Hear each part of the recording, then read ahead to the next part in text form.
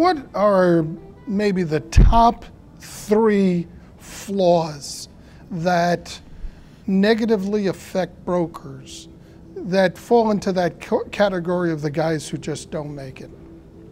And guys, I don't mean to be sexist. Yeah, I'm referring to the people. That's a great question, and it is the fact that you become comfortable or complacent. So we heard a great speaker today at our conference here, and the speaker, Jim Young, talked about recognizing what it is that you've had success with, and then what will the future look like, and embracing that. So part of it is a broker's success ultimately is judged by how much they make in gross production year after year. And as you and I both know, one deal a career does not make. So what you're always doing is building a pipeline, and if you ever become complacent or comfortable that you had a really good year, the reality is, as it relates to the sales cycle of real estate, if you're not constantly changing how you present, how you market, how you network, where you go and do philanthropy, which is a big part of our culture and our company, if you don't do all those things well on a consistent basis, which, trust me, is a very hard thing, and our business has gotten so much more sophisticated that in fact it's maybe even harder to continue to reinvent yourself. I think the couple 3 things that ultimately happen is, A, you get complacent, you stop really competing and making the extra effort to build relationships. You don't embrace technology in order to be a little smarter, so you don't have to work as hard at producing the market reports or whatnot, even though the clients demand it, but you can be more efficient. And then it's also recognizing one very, very, very important point is you're not going to win every piece of business, and almost never by yourself. So it's how you collaborate. And when you're as big as a firm as Newmark and you have that national capability, and really our business is global, leveraging the talent north, south, east, and west, anywhere around the planet in order to win a piece of business, ultimately will mean you'll give up a part of the share, but 100% of nothing, as you've heard time and time again in these interviews, is nothing.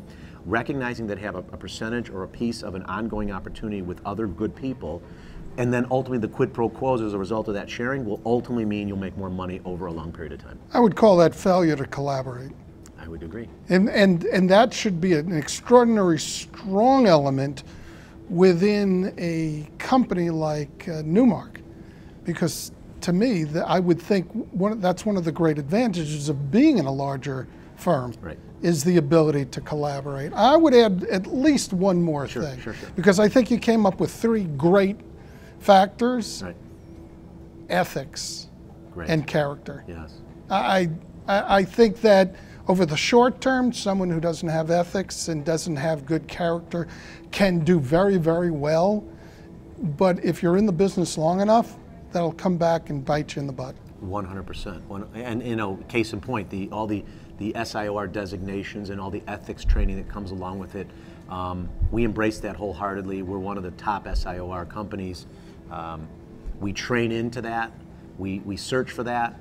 You and I both will laugh about the fact that we get resumes all the time, or we've seen resumes, and it's amazing to me and you that there'll be a deal on there that was done and somehow 6 people have that same deal on their resume. The question is, how did that deal really actually get sourced?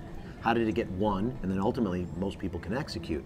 So the reality of it is the ethics, the integrity, the honesty, and yet our business is so much more sophisticated than ever before, and everybody talks, and we're brokers, so we like to talk. We kind of can figure it out pretty quick. For more information about our sponsors, click on the highlighted links. If you're interested in becoming a sponsor and having your logo behind me for thousands of people to see, contact me at sponsor@creradio.com or click on the highlighted link.